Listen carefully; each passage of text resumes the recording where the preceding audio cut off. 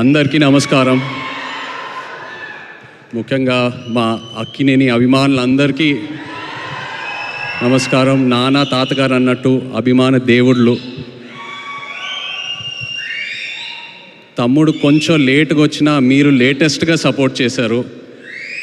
నిజంగా ప్రతి event video చూస్తున్నా మీ ఎనర్జీయే మారిపోయింది, మీ సౌండే మారిపోయింది. I'm so happy. Thank you all so much.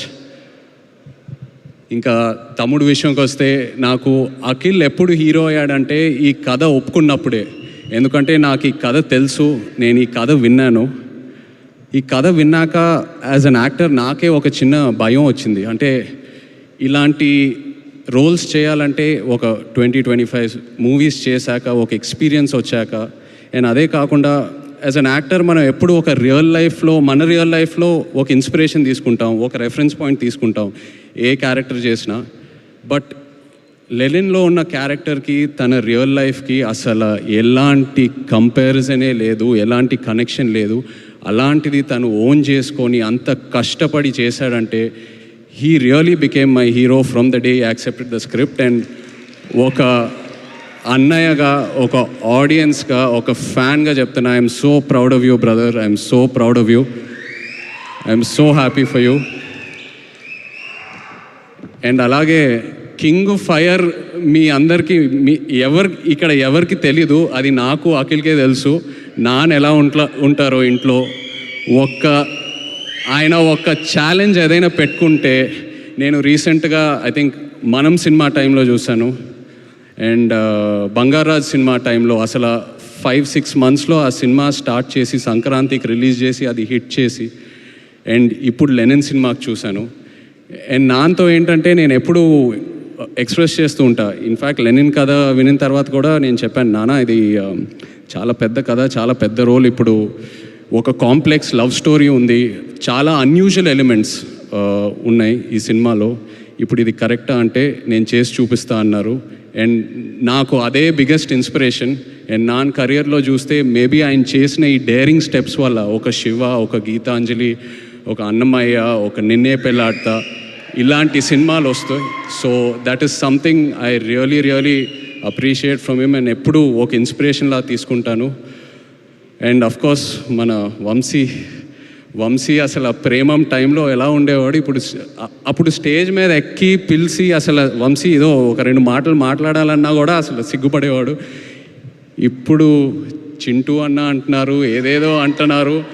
And అదే కాకుండా బట్ జోక్స్ అపార్ట్, తను ఏ సినిమా చేసినా ఆ సినిమాకి డబ్బులు వస్తున్నాయా రావట్లేదా అవన్నీ పక్కన పెడితే ఒక హీరోని ఎలా ప్రొజెక్ట్ చేయాలో వంశీకి తెలుసు.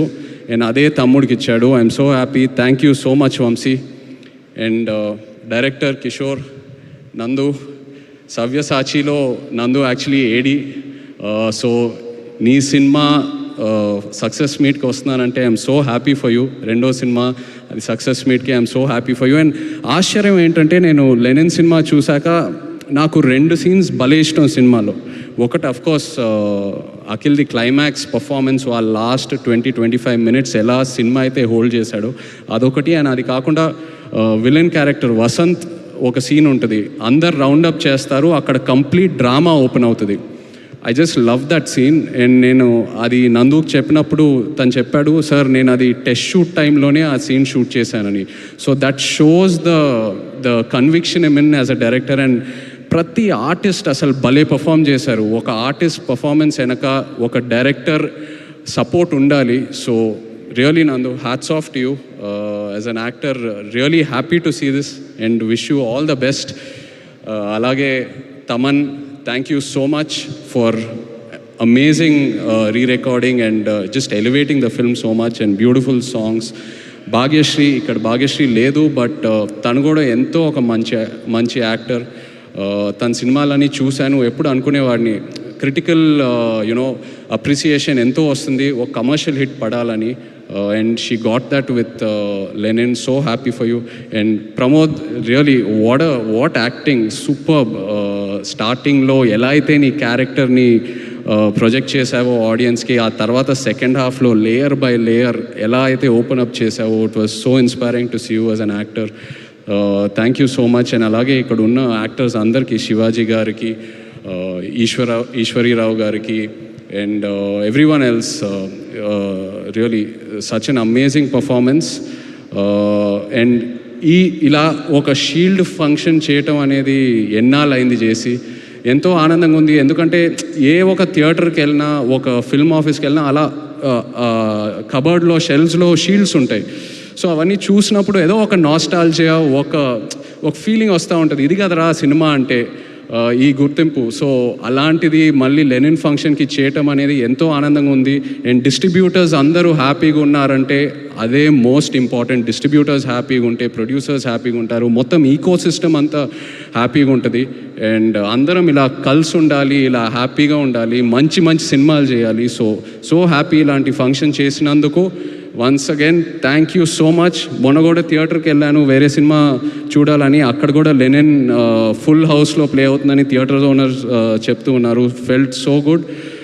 Wishing the team all the very best.